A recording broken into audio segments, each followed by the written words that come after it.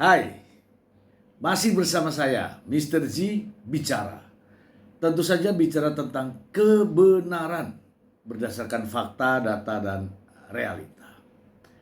Teman-teman, sebagaimana ramai di berbagai media bahwa kasus Indramayu yang sampai saat ini ditangani oleh Kejaksaan Negeri Indramayu, kemudian disidangkan di Pengadilan Negeri Indramayu dengan dua terdakwa, Ririn Aprianto dan juga Prio, menyisakan begitu banyak misteri.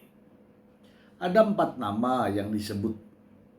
Ada Aman Yani, ada Yoga, ada Hardi, dan Joko. Ini semua masih menjadi misteri. Kemudian masih banyak kejanggalan-kejanggalan yang ditimbulkan dalam penanganan kasus tersebut. Sebagaimana yang kita ketahui bersama, CCTV ditayangkan dalam proses persidangan tidak utuh, tidak menyeluruh. Kemudian ada kabar bahwa ponsel milik terdakwa pun di lock out. Benarkah demikian? Kita akan ulas setelah saya membacakan berita berikut ini. Kompas.com, misteri hilangnya Aman Yani di kasus pembunuhan satu keluarga di Indramayu, bersembunyi atau dihilangkan. Indramayu, Kompas.com, kuasa hukum keluarga Aman Yani, Ruslandi, menyebut misteri hilangnya Aman Yani selama ini bisa menjadi ada 2 kemungkinan, yakni hilang karena bersembunyi atau justru dihilangkan atau dibunuh. Untuk persoalan hilangnya Aman Yani ini bisa hilang atau justru dihilangkan, katanya. Ruslandi dalam hal ini meyakini pihak kepolisian bisa mengungkap misteri dari teka-teki hilangnya Aman Yani. Pihak keluarga pun sebelumnya telah melaporkan hal tersebut kepada polisi terkait pernyataan terdakwa saat persidangan yang mengklaim Aman Yani sebagai satu dari 4 nama pelaku pembunuhan satu keluarga, yakni Yoga, Hardi, dan Joko. Kasus tersebut menjerat kedua terdakwa, yakni Ririn Rifanto dan Prio Bagustiawan. Dari laporan itu disampaikan Ruslandi, polisi telah bergerak melakukan penyelidikan secara masif. Misteri hilangnya Pak Aman Yani ini juga mulai ada titik terang. Setelah kami membuat laporan, kemudian penyelidikan yang dilakukan secara maraton oleh pihak kepolisian, kata Ruslandi.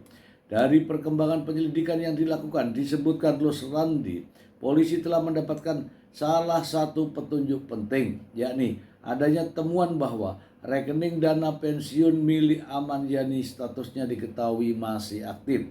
Menurut Ruslandi, pihak kepolisian pastinya untuk terus mendalami temuan itu. Di sisi lain disampaikan Ruslandi, perihal masih aktifnya rekening milik Aman Yani ini sebelumnya juga tidak diketahui sama sekali oleh pihak keluarga. Rekening ini pastinya akan terus diselidiki pihak kepolisian. Kenapa bisa ada ATM orang yang sudah tidak ada tapi aktif dan ada transaksinya, sedangkan dari keluarga juga sama sekali tidak tahu. Ruslandi pun berharap misteri dari hilangnya Aman Yani segera terungkap. Hal ini sekaligus upaya untuk menjawab pertanyaan publik selama ini, sehingga kasus pembunuhan satu keluarga ini bisa terungkap dan kini menjadi sorotan publik pun bisa menjadi terang benderang. Untuk sementara ini kita hargai dulu proses persidangan yang masih berlangsung, katanya. Langsung saja kita ulas ya teman-teman. Nah, ini yang jadi misteri. Ahmad Yani disebutkan namanya, tetapi tidak tahu keberadaannya. Sebagaimana yang dilaporkan oleh pihak keluarga tadi, bahwa Ahmad Yani ini rekeningnya aktif. Rekeningnya aktif, tetapi keluarganya tidak pernah tahu bahwa rekening tersebut aktif.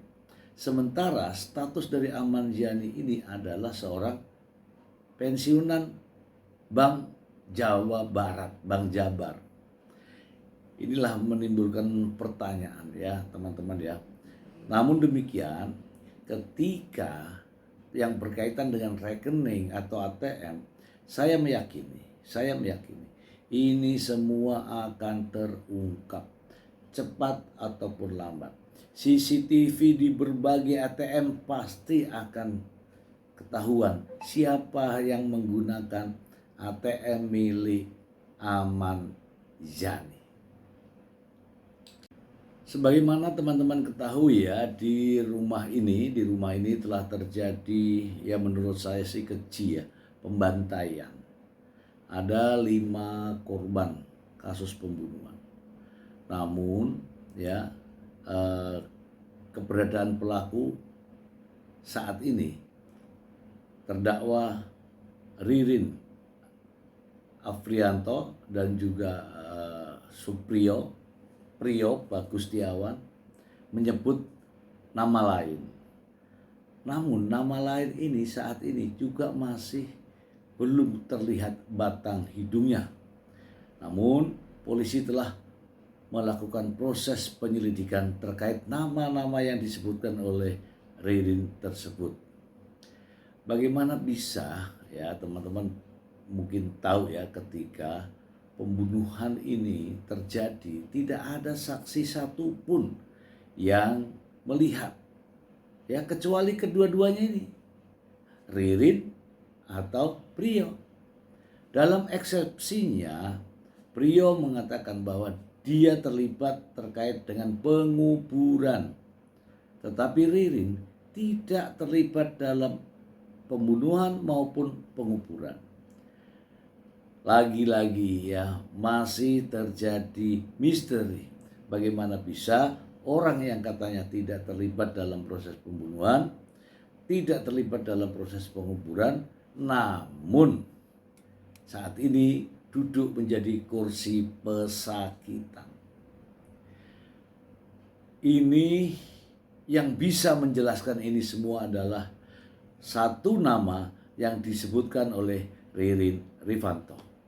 Siapa dia? Ahmad Yani.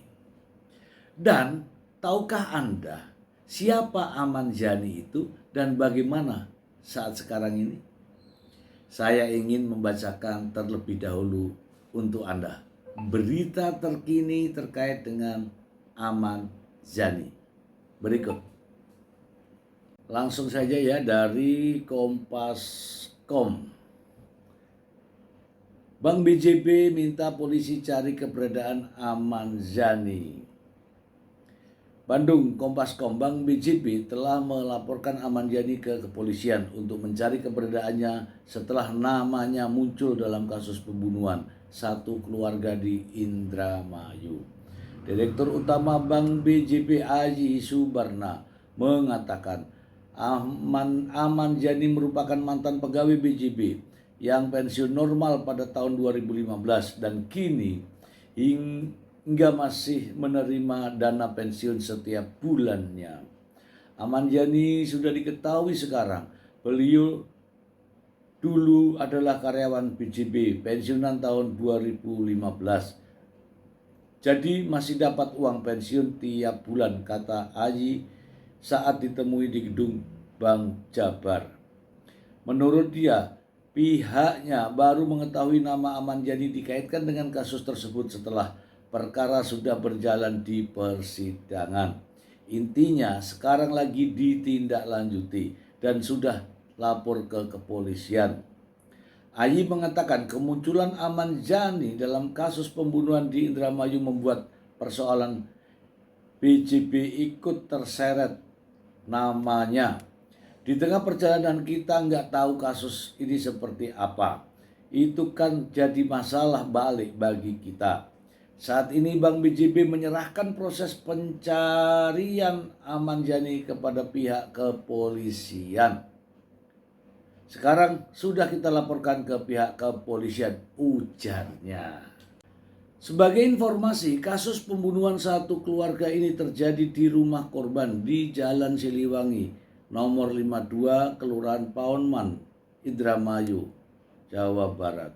Korban dalam kasus tersebut berjumlah 5 orang, yakni Haji Saroni 75 tahun, Budi 45 tahun, istrinya Ewis 40 tahun, anaknya RK 7 tahun, dan Baji B berusia 8 bulan. Jenazah para korban ditemukan pada hari Senin 1 September 2025 setelah warga mencium bau busuk yang menyengat dari dalam rumah. Polisi kemudian menangkap Ririn dan Prio di Kecamatan Kedokan, Bunder, Indramayu pada Senin 8 September 2025 sekitar pukul 03.00 WIB. Motif utama pembunuhan tersebut adalah dendam dan kekesalan tersangka Ririn terhadap korban Budi terkait masalah sewa rental mobil. Pelaku merasa sakit hati karena uang sewa sebesar 750.000 tidak dikembalikan setelah mobil yang disewa mogok. Belakangan dalam proses persidangan, Ririn berontak dan menegaskan bahwa ia bukanlah pelaku pembunuhan. Ia juga menuding sejumlah nama sebagai pelaku pembunuhan sadis tersebut, salah satunya adalah Ahmad Yani. Oke, kita ulas ya teman-teman, kita ulas. Nah, di awal saya mengatakan bahwa kasus ini secara keseluruhan ini mengundang begitu banyak pertanyaan, ya. Masih begitu banyak misteri yang belum terungkapkan. Salah satu contoh adalah adanya CCTV yang kita bertanya-tanya nih. Kenapa yang ditampilkan hanya jam 5 pagi? Ya kan? Padahal yang namanya CCTV itu, ya kan, sasaran targetnya adalah 1 kali 24 jam. Itu yang menjadi pertanyaan. Dan mungkin teman-teman juga sepakat, ketika CCTV itu dibuka, yang disorot ya, rumah itu pasti ketahuan siapa-siapa yang datang dan siapa-siapa yang pergi, kapan, ya, jam berapa perginya, kapan datangnya, pasti semua akan terungkap. Inilah yang saya katakan bahwa CCTV itu penting.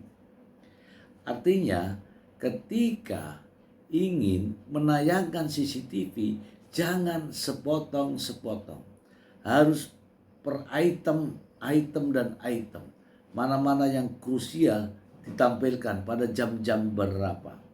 Kemudian ada juga keanehan ya dalam kasus ini. Sebagaimana kita semua ketahui bahwa konon kabarnya, ini juga ada beritanya ya, konon kabarnya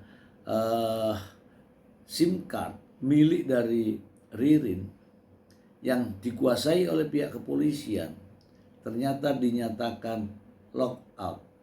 Sebagaimana yang disampaikan oleh pengacara Tony yang mengatakan bahwa 2 kartu milik Ririn tidak bisa diaktifkan. Sementara Ririn mengatakan nomornya tidak pernah dihapus, aplikasinya tidak pernah dihapus. Padahal di situ semua sebenarnya ada percakapan yang menurut pendapat saya krusial. Ya. Kita telah mengungkap tadi siapa Ahmad Yani sebenarnya.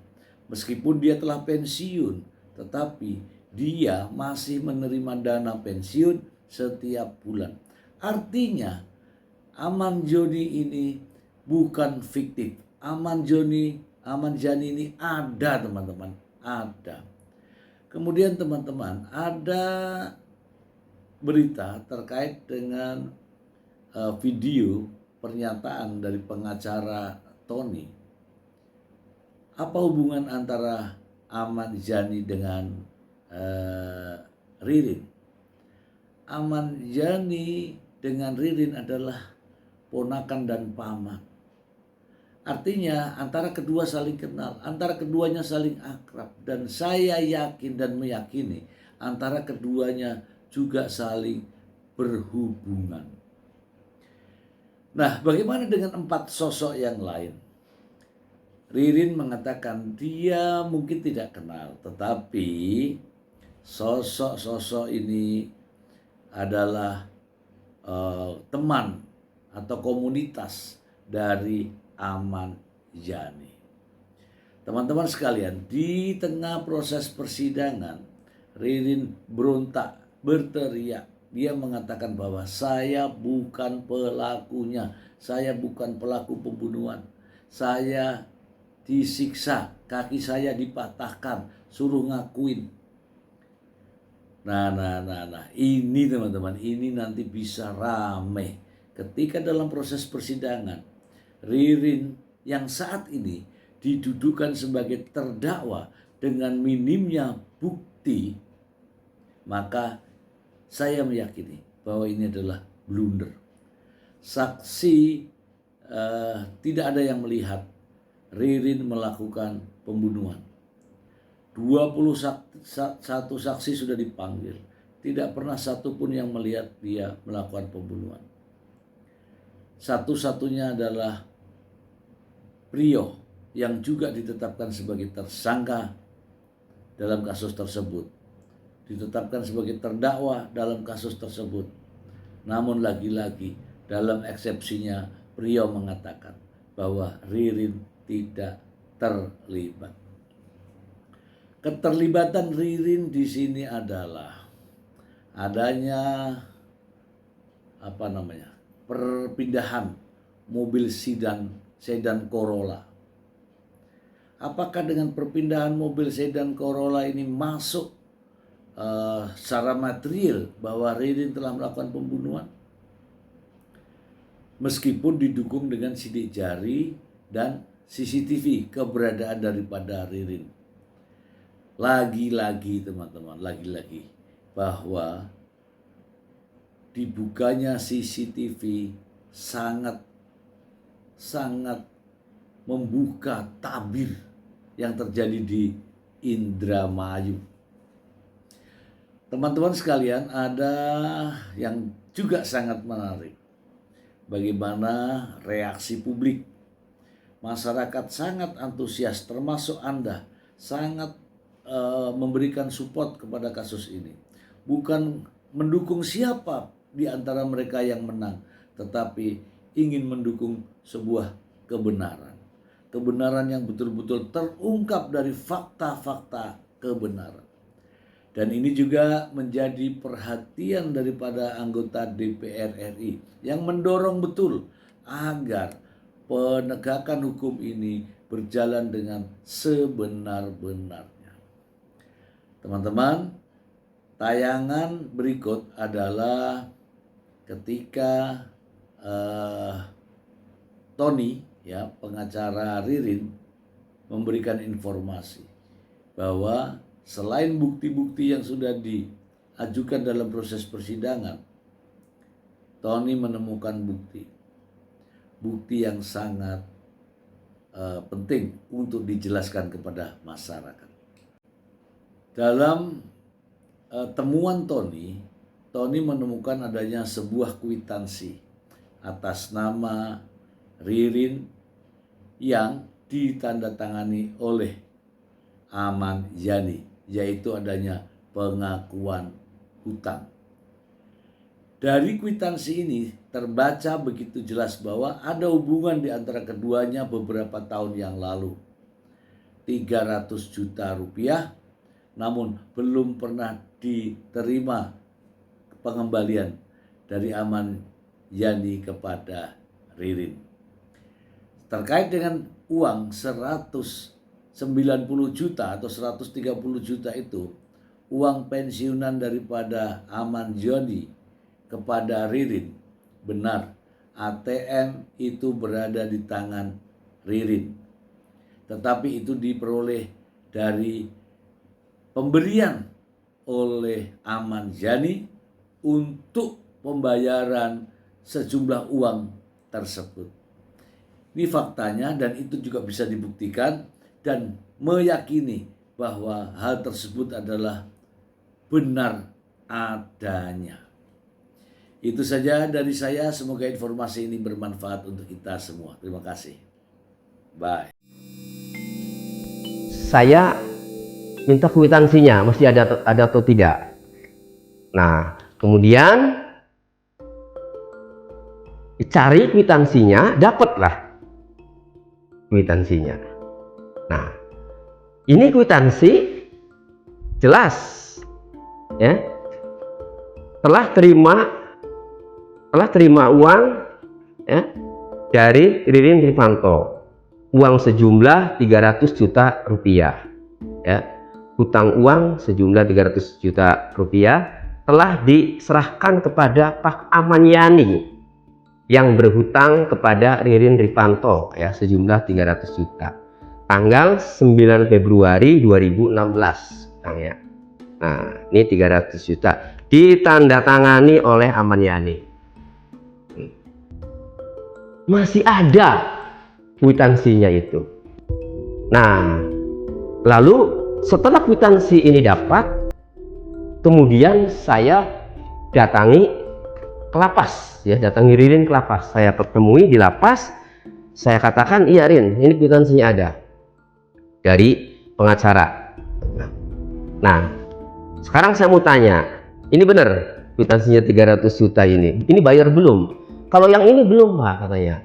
Jadi total utang 490 juta, itu yang baru dibayar 190 juta, yaitu yang hasil pesangon BJB 190 juta itu dimasukin ke ATM-nya, kartu ATM-nya Aman Yani, lalu kartu ATM Aman Yani itu diserahkan ke saya. Nah, itu isinya 190 juta Pak, pesangon dari BJB. Jadi baru bayar 190 juta itu yang di luar kwitansi, ya, karena sama paman sama ponakan kan sudah tidak ada kwitansi karena sedikit kan.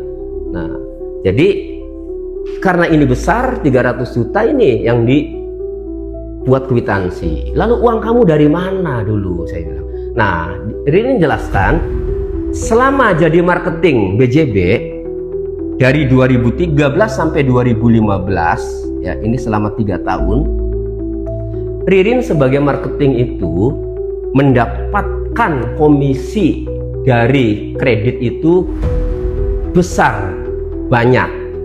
Menurut Ririn, per 100 juta saja kredit itu dapat 3,5 juta. Nah, sementara sebulan menurut Ririn itu komisinya itu atau insentifnya itu bisa mencapai 30 juta per bulan. Jadi insentif dari marketingnya Ririn itu selama 3 tahun itu per bulannya itu 20 sampai 30 juta per bulan. Jadi kalau komisinya per bulan paling minim 20 juta saja insentifnya, itu kalau selama 3 tahun itu Ririn bisa dapat 720 juta. Nah, cuma tidak langsung, katanya, begitu dapat dipinjam, begitu dapat banyak dipinjam. Nah, memang pada tahun 2013 awal itu ketika Ririn sering dapat insentif besar, Aman Yani itu pernah ngomong ke Ririn, katanya, kata Aman Yani kepada Ririn, sering-sering nyelengi, sering-sering nabung, Rin, ya. Kapan waktu nanti saya pinjam, katanya, nanti om pinjam, kata Aman Yani. Dan akhirnya memang sering dipinjam. Jadi ketika dapat insentif dipinjam oleh Aman Yani. Jadi total 490 juta. Jadi uang 300 juta ini, ya, utang 300 juta ini Aman Yani kepada Ririn ini belum dibayar. Inilah yang membuat Ririn terus ngejar Aman Yani. Itu otak pelaku itu, dan Ririn tidak tahu ada pembunuhan itu. Karena saat pembunuhan itu Ririn berada di luar dan ditutupi oleh Prio. Prio lah yang mengetahui, namun atas perintah Aman Yani, Prio mengatakan jangan kasih tahu